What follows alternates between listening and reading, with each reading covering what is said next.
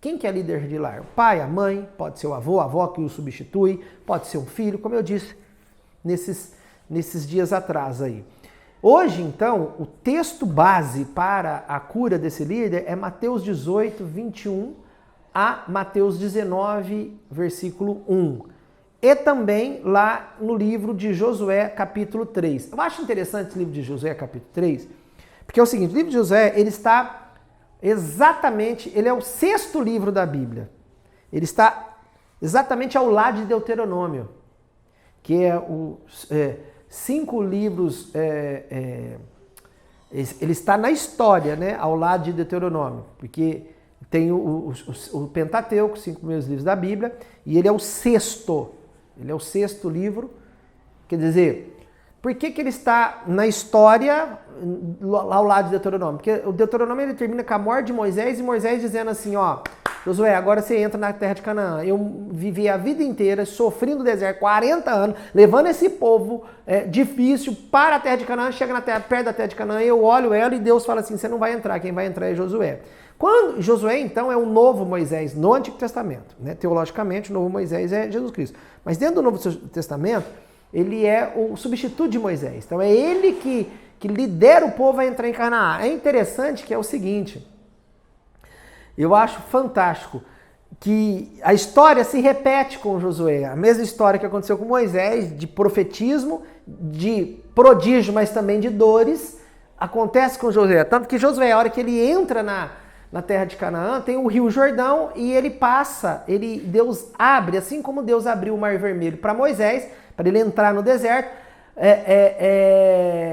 Deus também ele abre o Rio Jordão para realmente Josué passar ali com o povo, a pé enxuto no Rio Jordão, e ser introduzido efetivamente na terra de Canaã.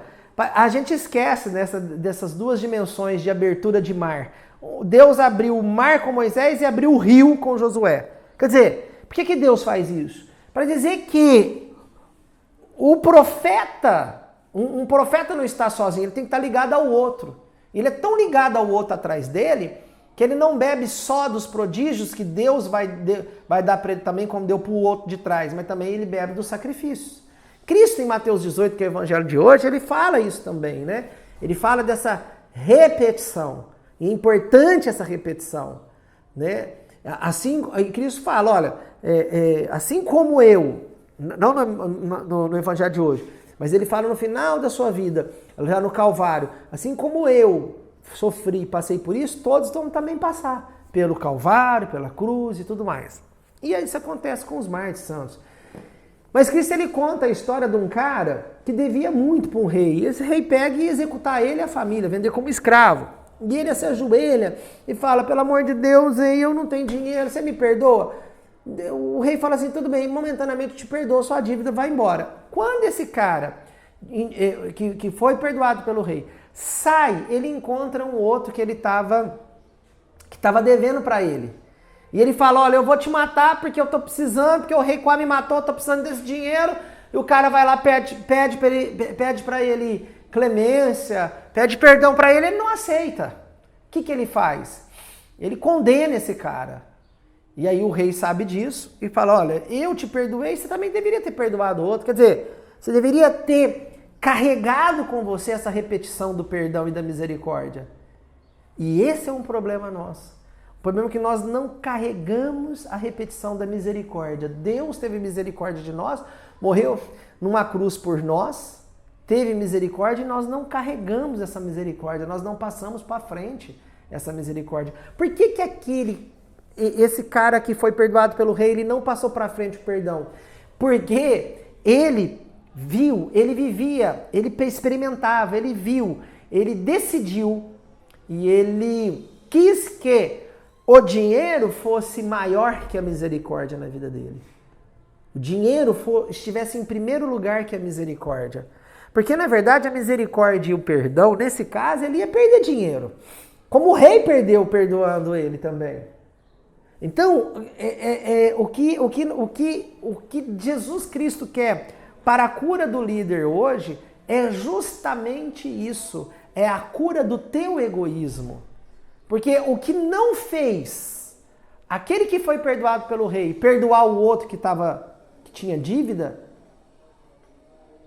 com ele, foi justamente o egoísmo de... O que é o egoísmo? Você coloca o dinheiro, o bem, acima de tudo aquilo que é essencial para sua vida. Que, por exemplo, é o perdão, o próprio Deus. Então, esse segundo que não perdoou o endividado, ele não conseguiu repetir em cima dele a misericórdia. Repetir portanto, a graça. Não conseguiu repetir o sacrifício na vida dele que o rei tinha assumido esse sacrifício de perdoar a dívida. Ele não quis assumir um sacrifício de perdoar a dívida do outro. Ele não assumiu o sacrifício. Josué assumiu o sacrifício de Moisés. Por isso Josué foi agraciado na abertura do Rio Jordão. Quando nós assumimos Cristo, é um dado interessante. A vida de Cristo em nós não assumimos um milagre só. E nem a salvação. E nem a ressurreição. Aliás, para ressuscitar, nós precisamos passar por um lugar chamado Calvário e cruz. Então, a Cristo fala assim, você vai ressuscitar comigo, eu sou a primícia da ressurreição e depois você vai ressuscitar. Sim, nós temos essa esperança da ressurreição dada pelo nosso batismo, mas nós também temos a realidade dada pelo nosso batismo da cruz. É claro que nós não vamos morrer na cruz igual Cristo, porque Cristo ele morreu na cruz por nós, no sentido que nós não precisamos morrer na cruz para o nosso pecado. Cristo já morreu por ela.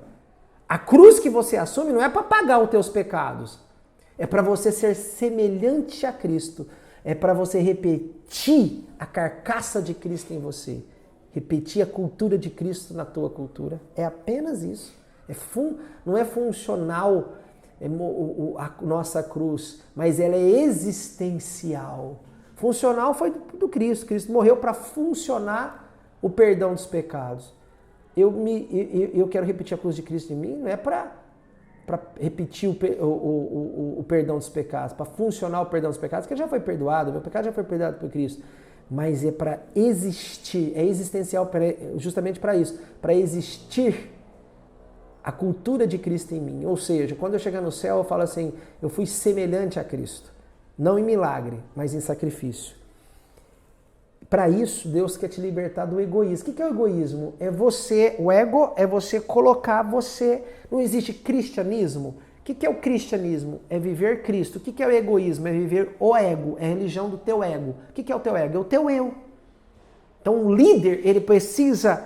A primeira coisa que um líder de lar tem que fazer é você sair de cena. Você não é o seu foco. O seu foco é a tua família. Por isso que a mãe é uma grande líder. Porque ela entre descansar e cuidar do filho, ela prefere cuidar do filho. Eu falo a mãe porque às vezes tem pai que não pensa assim, tá? Praticamente a maioria das mães sim. A oração de hoje então é: Jesus, curai-me de todo egoísmo em não repartir a minha vida com os outros. Jesus, curai-me de todo egoísmo em não repartir a minha vida com os outros.